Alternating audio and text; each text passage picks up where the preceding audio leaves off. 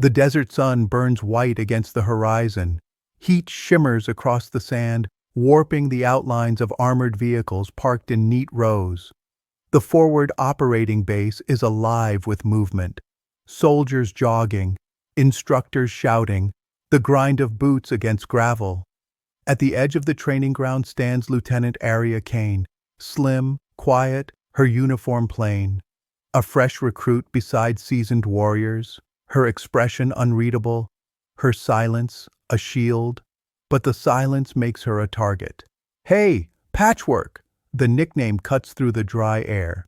3 male recruits smirk from the shade of a canvas tent. One points at the faint scar running along Arya's jawline. Another laughs. "Looks like the medic stitched you together with barbed wire." The others chuckle. The insult spreads. "Ugly metal," someone mutters, loud enough to sting. Arya doesn't answer. She adjusts her pack and stares at the range markers ahead. Whiteboards propped 50 meters out. The instructor, Captain Doyle, notices the exchange. Instead of silencing it, he adds fuel. "Don't bother setting her up. Just let her watch. She'll drag the team score into the dirt." The recruits laugh louder. The desert heat swallows the sound, but the sting lingers. Arya's knuckles whiten on her rifle. Her eyes narrow, just a flicker. Then she steadies her breathing. Calm again. Doyle shakes his head. "Quota fill, PR stunt. They'll send a woman, take some pictures, pretend it means progress. But you're not built for combat." The words land heavy. Around them, whispers spark like embers. Desk translator. Deadweight.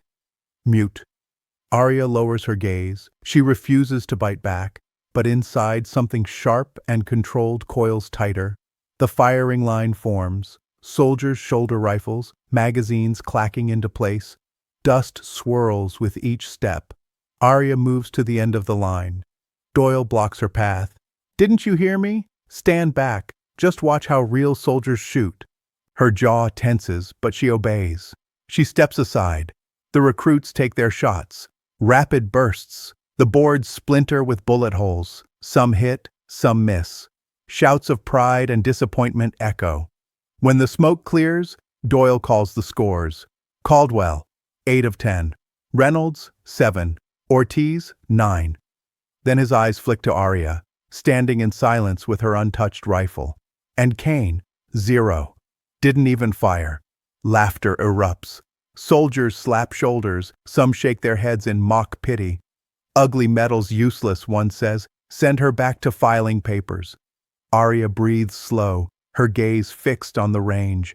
10 targets gleam in the sun, untouched by her hand.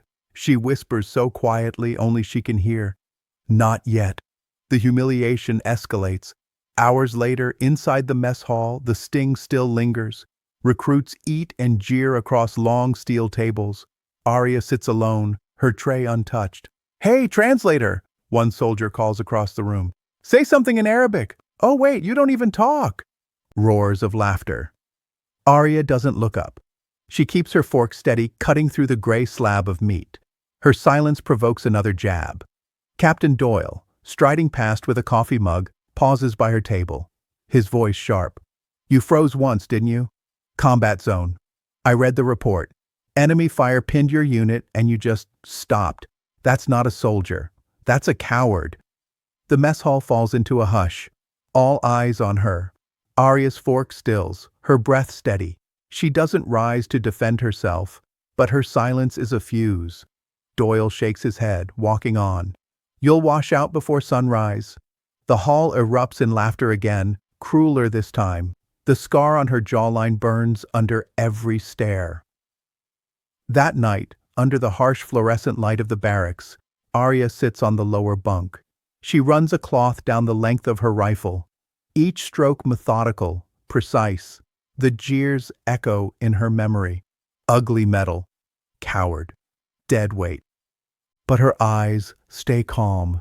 Her silence no longer looks like surrender. It looks like waiting. Above her, recruits argue about the next day's drill. One laughs. "She'll probably trip over her own rifle." Another sneers. "Bet she can't even hold formation." Arya finishes cleaning the barrel. She sets the rifle down. Her hand brushes against something beneath her sleeve, a faint tattoo inked near her wrist. She tugs the fabric down, covering it before anyone notices. The mark vanishes. She exhales slowly and whispers again, only to herself, "Not yet. Tomorrow she will face the firing line again. Tomorrow the desert will demand proof. But tonight, the humiliation still belongs to her. For now." Morning breaks hard over the outpost. Wind drives sand like needles. The siren for drills wails once, then dies in the heat. Arya laces her boots without a word. The barracks hums with chatter and pitying smiles. She moves like a quiet metronome, begins small and sharp.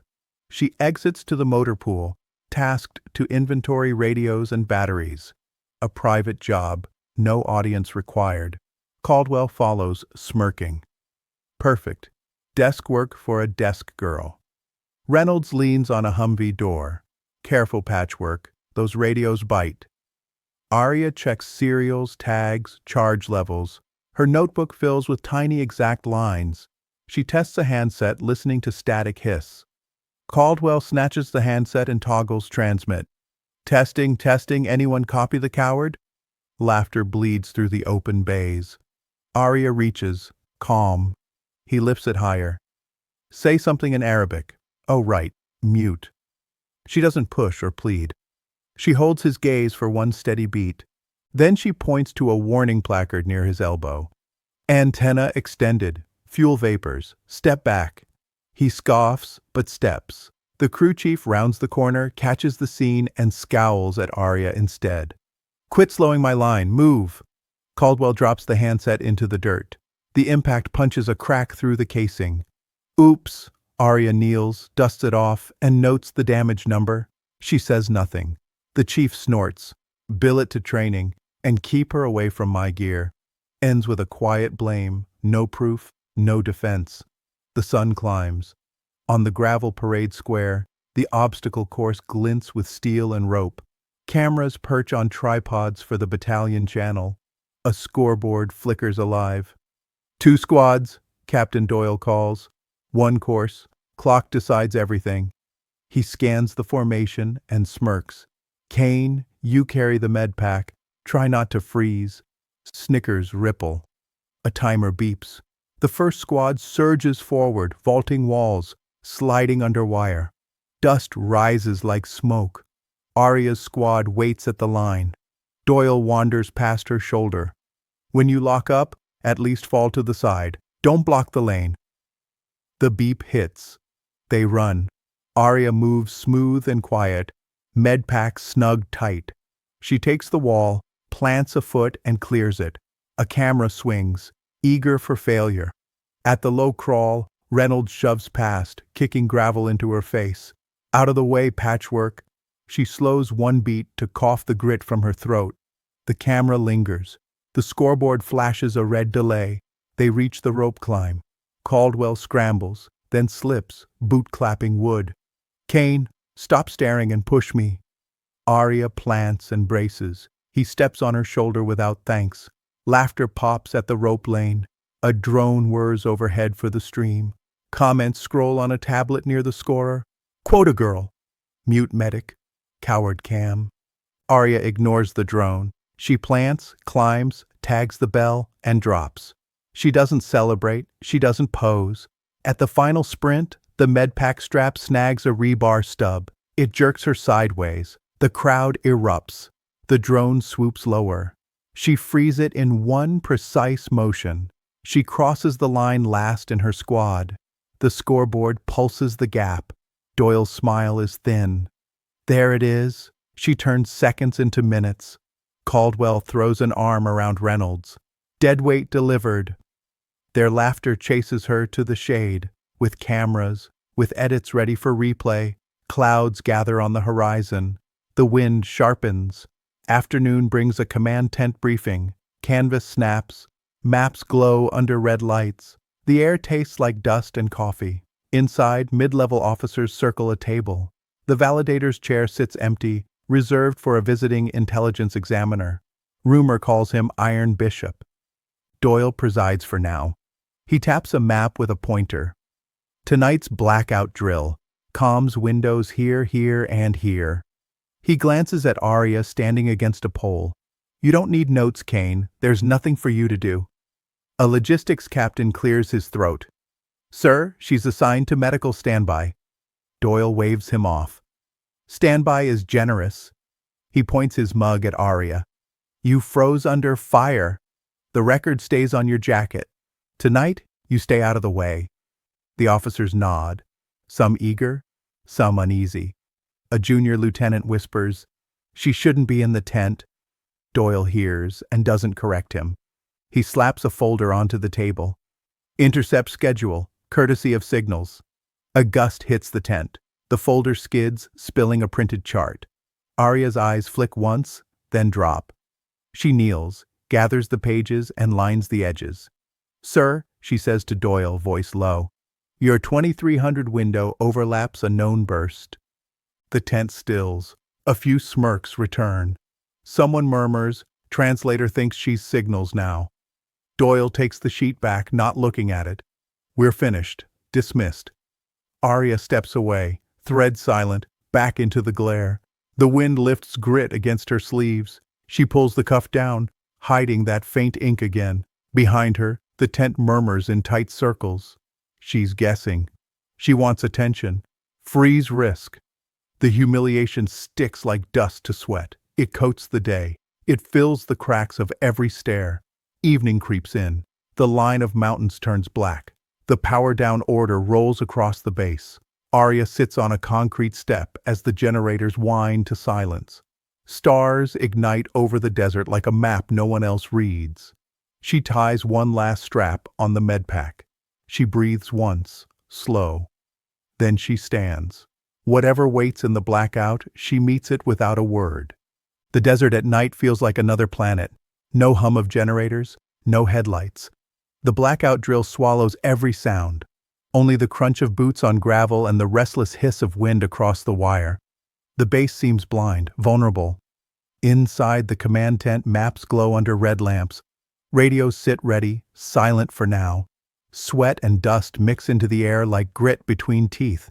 Captain Doyle stalks the room with his mug, voice sharp. Comms window opens at 2300, one chance to transmit, miss it, and the exercise fails. His eyes flick to Arya, standing near the rear pole. You, don't touch anything, just watch how real soldiers work. Snickers ripple. She absorbs them without flinch.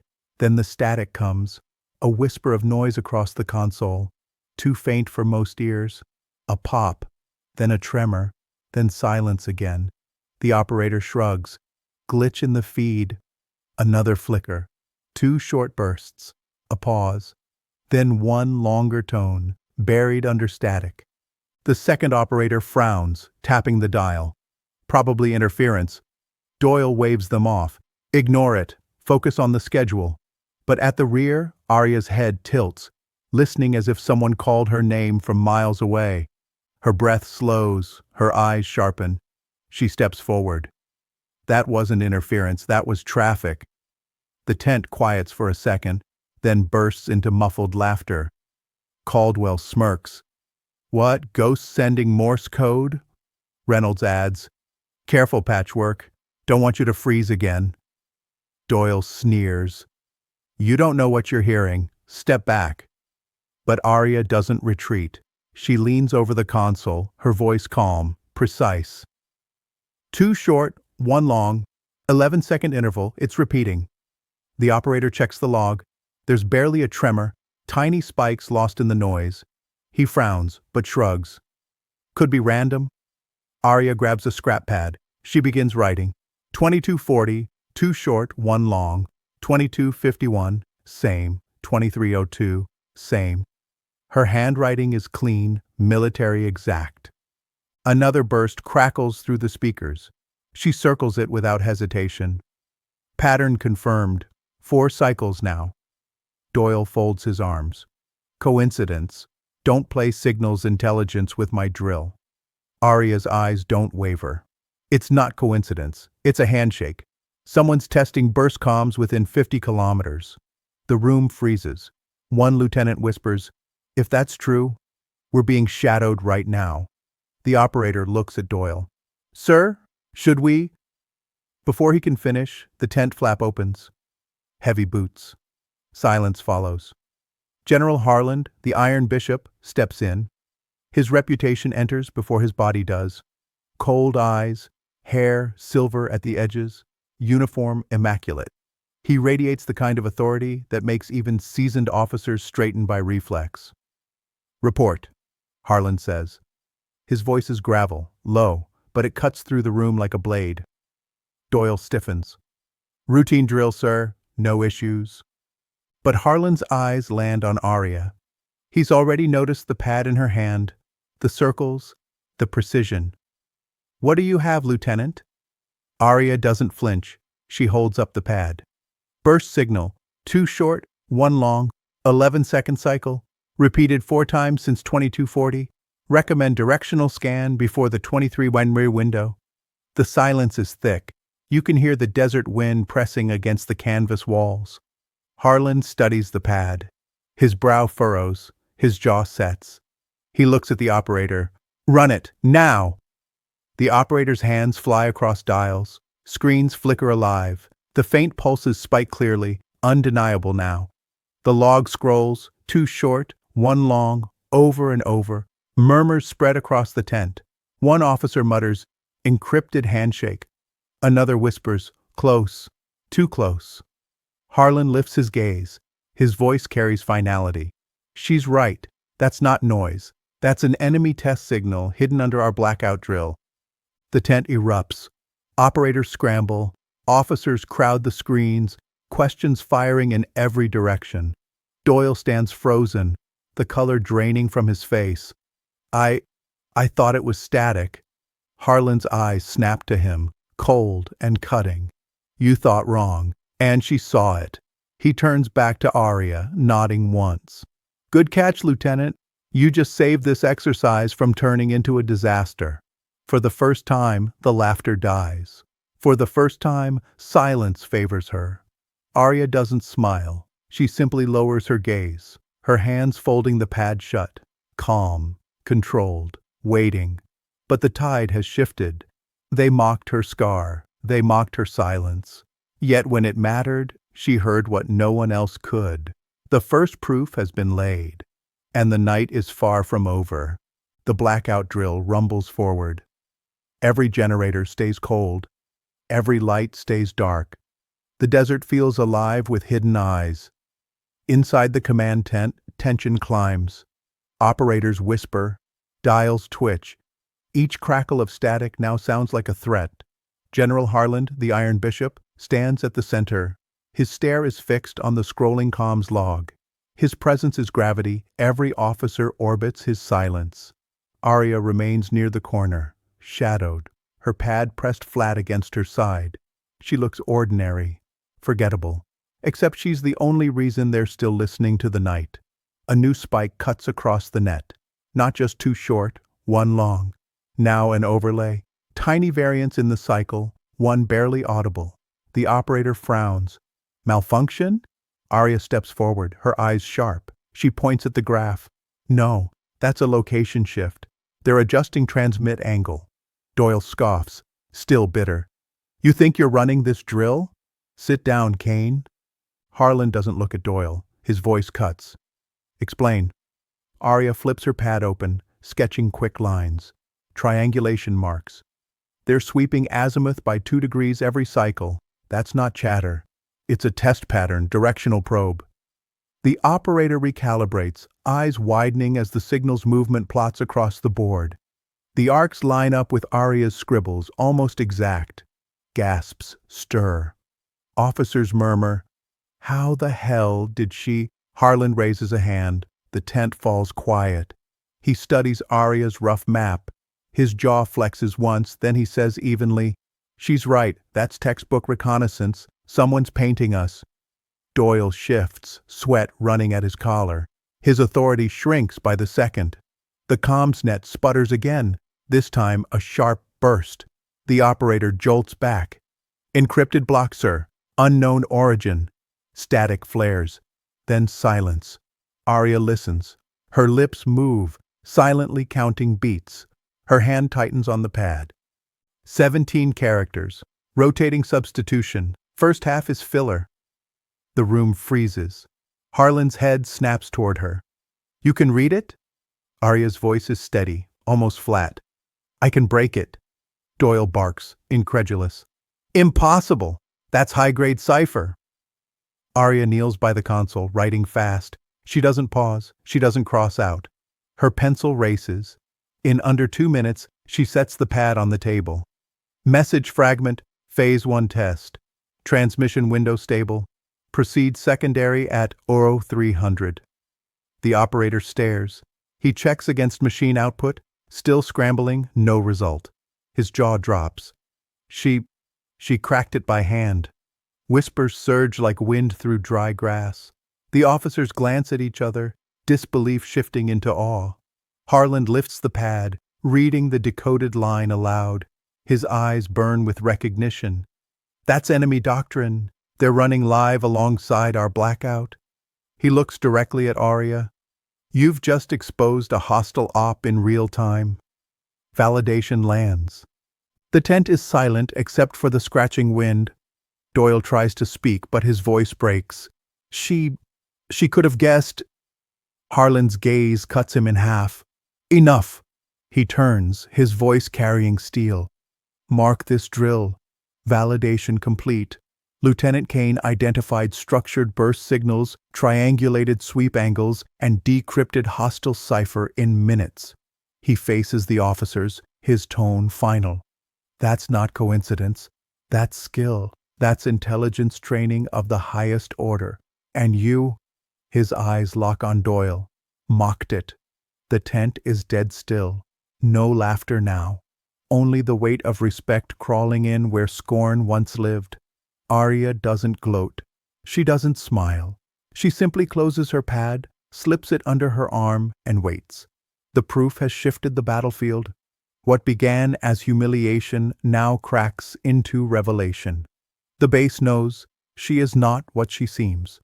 The blackout drill is no longer an exercise. It's a hunt. The comms pulse grows sharper, closer.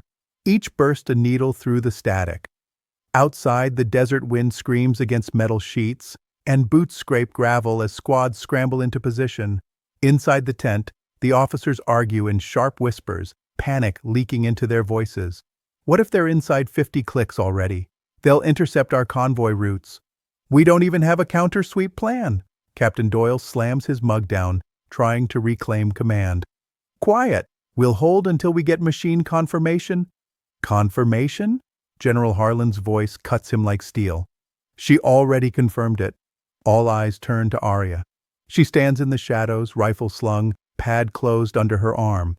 The scar on her jaw catches the red lamplight. No longer a mark of shame, but a blade. Doyle sneers, desperate. You'd trust her over combat veterans? Harlan doesn't blink. I trust results, and she's the only one producing them.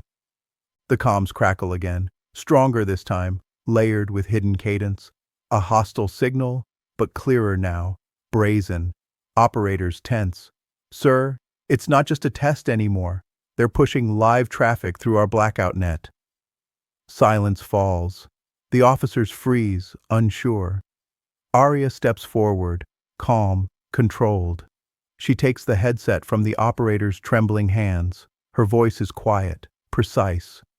Clause 17, Line 4, Protocol breach. They're inserting a false relay to mask troop movement. If you deploy as planned, your flanks are exposed. The tent erupts again. Doyle shouts, "She's bluffing," but Harlan slams his fist onto the table, silencing every voice. His eyes burn into Arya's, searching. You're not guessing, you're reading it. Arya nods once. Yes, sir. The room stills. For a moment, the only sound is the howl of the desert beyond the tent. Then Harlan straightens. His voice rolls like thunder. Orders stand. Adjust deployment by her coordinates. Move now. Officers scatter, rushing to radios, shouting to squads outside. The blackout drill twists into live action, rerouted on the word of the soldier they mocked hours ago. Doyle lingers, pale. His arrogance cracks into fear. This, this is madness. Harlan steps close, his voice low but lethal. No, this is clarity, and she saw it before you. Arya sets the headset down, calm. She doesn't seek the spotlight. She doesn't bask in vindication. She simply stands still, eyes steady, scar gleaming faintly in the red glow. The weight of the tent shifts around her. Fear turned into order, chaos shaped into direction. Every officer feels it. The quiet one they dismissed, the coward, the patchwork, has just seized control of the night. And the truth lands like a hammer. She's not dead weight. She's the reason we survive. Dawn bleeds slowly across the desert, first gray, then pale fire.